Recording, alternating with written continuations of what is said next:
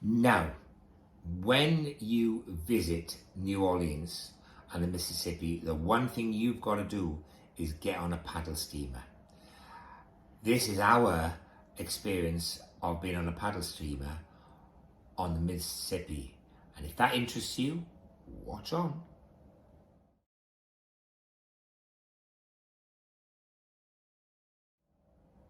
Hello there, I'm Mama Jane's husband and this is... Must be Mama Jane. And we recently went to New Orleans on a cruise with P&O. And one of the things we did was get on a paddle steamer. Gotta be done. Gotta be done, hasn't it? It's just gotta be done, hasn't it? Yeah. Now I have to say, we had to get on a bus to go a very short distance to get off and get on the paddle steamer. Now, we could have walked it quicker, couldn't we? Yeah. I have to say, now others might not have been able to walk it quicker, but you need to think carefully if you've got reduced mobility, if you want to do this shore excursion, because you can't get off easily at the other end when you get to the battlefield. We'll talk about that more. So my advice is if you can't actually walk to the paddle steamer, then you need to think twice about doing this shore excursion. Yeah, you couldn't do it in a wheelchair. There is no wheelchair access off at the battlefield. Yeah. So, which is okay if one of you wants to go and look at the battlefield and the person in the wheelchair doesn't, that's absolutely fine. And indeed, there were people like that. But don't be disappointed because you really cannot get off the boat in a wheelchair because of the incline of the gangway thing, and then the and all the steps. The terrain is rough. rough. There's steps. It's really so impossible. it's absolutely impossible. And they do make that, I think, quite clear if you were going to go and book it. I would hope. I would hope that P&O make that quite clear. Yeah. Like I said, we did have several people with quite reduced mobility, and they stayed on the boat. It's lovely. I mean, you know, there's nothing. You're not losing out in a sense, but you don't actually need then the trip that includes the battlefields. Yeah, you can just get on a paddle steamer. Yeah. So, like I said, we got on. It's a 1983 reconstruction of what an authentic paddle steamer would be. So don't think it's a historic thing, because it's not.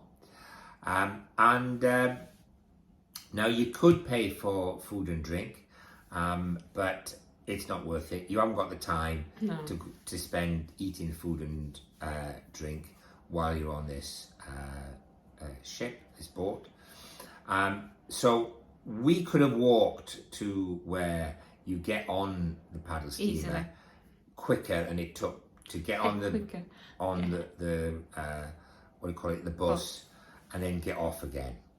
So it is literally the other side of the shopping mall, which is adjacent to the cruise port. Now, once you're on, we were entertained by a wonderful commentary, weren't we? It was.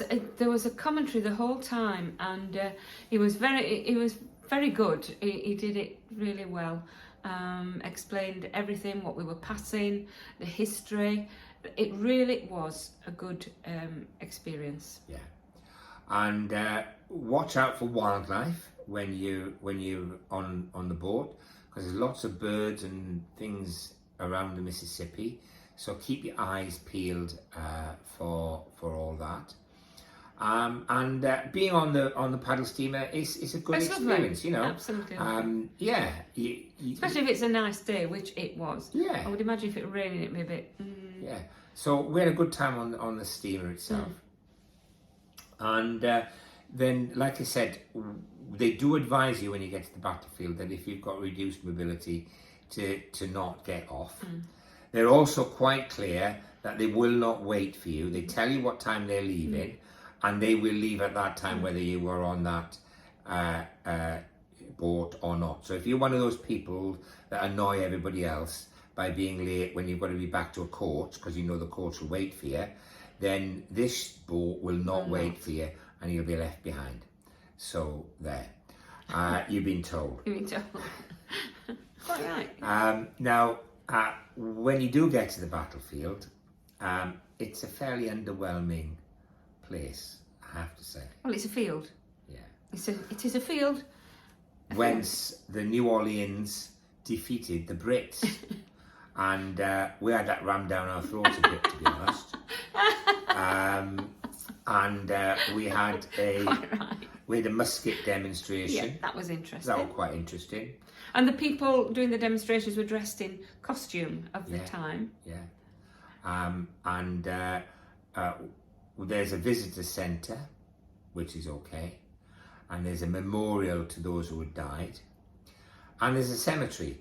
But we were told that if we visited the cemetery, we would miss the boat back, as you didn't have time. Yeah. So we didn't try to get to that. No. And there's an array of cannons as well that you can, from the era, that you can go and have a look at.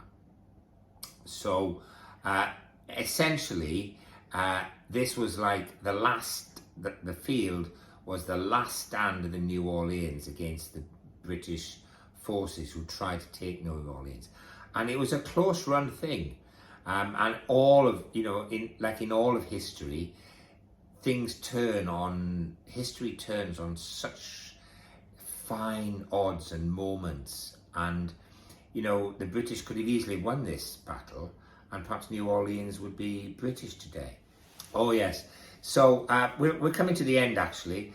I would say the best thing about this shore excursion was the photo I got of the dragonfly at the battlefield. Enough said.